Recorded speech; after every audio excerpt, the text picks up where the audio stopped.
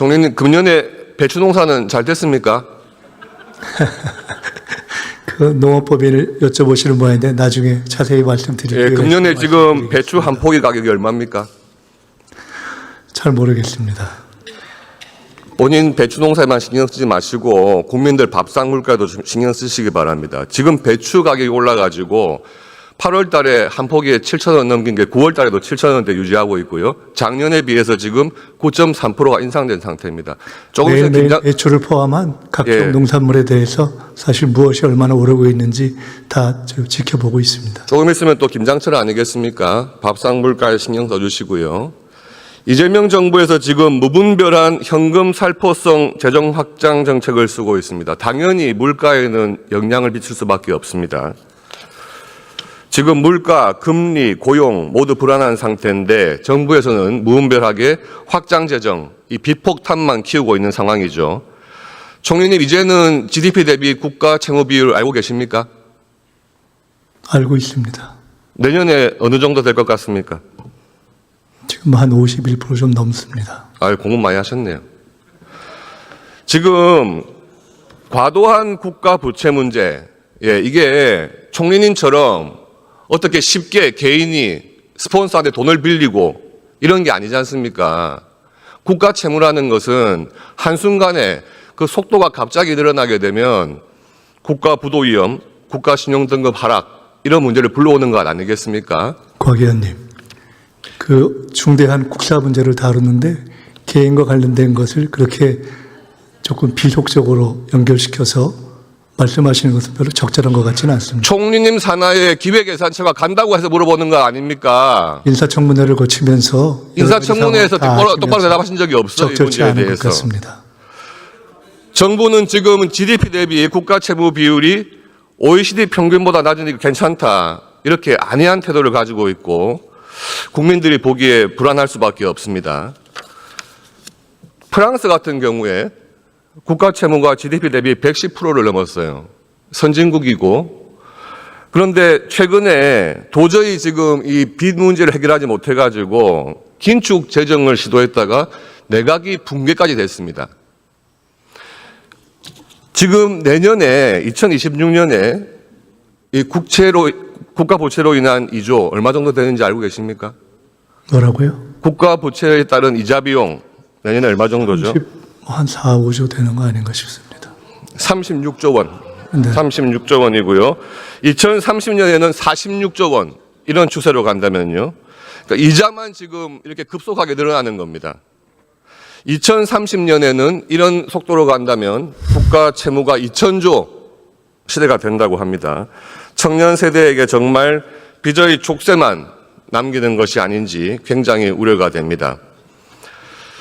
우리 세대가 써버린 빚의 고통을 다음 세대에 넘기는 것은 정치의 무책임이자 국가의 배임이라고 생각을 합니다. 총리님 생각 어떻습니까?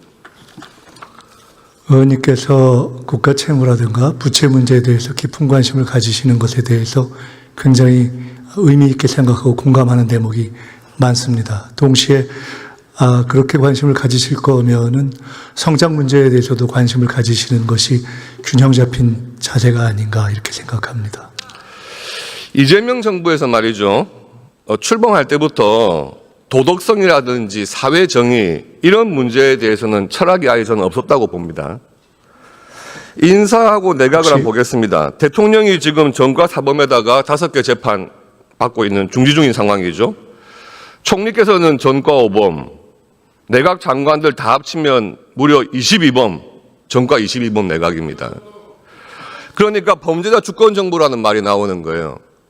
왜 이런 말씀을 드리냐 하면 이런 상황이니까 지금 정부에서 사법부 못 믿겠다. 그리고 검찰 해체해라. 이런 것들이 본인들의 그런 범죄 전력을 숨기고 싶어서 그런 것이 아닌가 우려가 되는 거예요. 지금 총리께서 과거 인사청문회 하실 때 본인의 정치자금법 위반에 대해서 표적 사정이었다 말씀하신 적이 있습니다. 그러시죠? 그런데 이 대법원 판결까지 받았던 이 사건에 대해서 총리께서 재심 청구해 보신 적이 있습니까? 그 당시에는 그것이 의미가 없다고 생각했습니다. 그러니까 총리 스스로 지금 대법원 판결까지 받은 것에 대해서 표적 수사라 이렇게 주장하고 계시는 거예요. 총리님 사건 외에도 지금 이화영 대북 송금 사건, 그때 제가 그렇게 말씀드렸을 때 인사청문회에서 곽 의원님이 상당히 수긍하시고 동의하는 모습을 보이셨던 걸 제가 기억하고 있습니다. 그런 적 없습니다. 이화영의 대북 송금 사건도 대법원에서 확정이 됐어요. 그리고 대장동 비리 사건, 지금 법원에서 전부 유죄 판결이 나오고 있는 사건들입니다. 이렇게 민주당은 이재명 대통령과 또 주변 인사 관련된 사건들에 대해서도 정치적인 사건이다, 정권 보복이었다, 야당 탄압이었다 이렇게 주장을 했었어요. 그런데 대장동 사건 볼까요? 이거 민주당 대선 과정에서 제기된 의혹 아닙니까? 민주당 내부에서 나온 문제 아니었습니까? 또 법원에서 이미 유죄 판결이 나온 모든 사건들, 그것을 표적수사라고 할 수 있겠습니까? 오늘 이재명 대통령이 한 말이라고 전해진 것이 더욱 충격적이었습니다.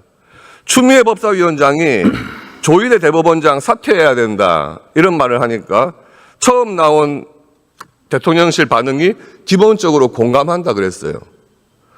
자신에게 불리한 판결했다는 이유로 임기가 헌법상 보장된 대법원장 사퇴하라는 것이 삼권 분립의 붕괴를 의미하는 것 아닙니까?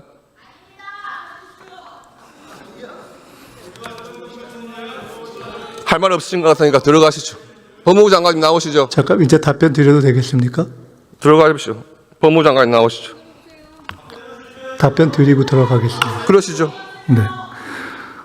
우선 검찰개혁과 관련한 것을 대통령의 무슨 그 법적으로 관련되어 있는 사건들을 덮으려고 하는 것이 아니냐라는 취지의 말씀을 하신 것에 대해서는 이미 헌법과 법률에 기초해서 다 멈춰있는 그런 사건들인데 그것을 갑자기 현재의 검찰개혁과 연관시키시는 것이 너무 앞뒤가 맞지 않기 때문에 우리 곽 의원님께서 질의 주신 그런 내용의 품격에는 좀 맞지 않는다 생각이 듭니다. 대법원장 사퇴하라는 말씀하고 연결시킨 거예요. 네, 두 번째로 그 상권 분립 문제에 대해서는 특별히 지금 상권 분립 문제와 관련해서 상권 분립을 해야 하는 특별한 언급을 어떤 것을 갖고 말씀하시는지 모르겠습니다.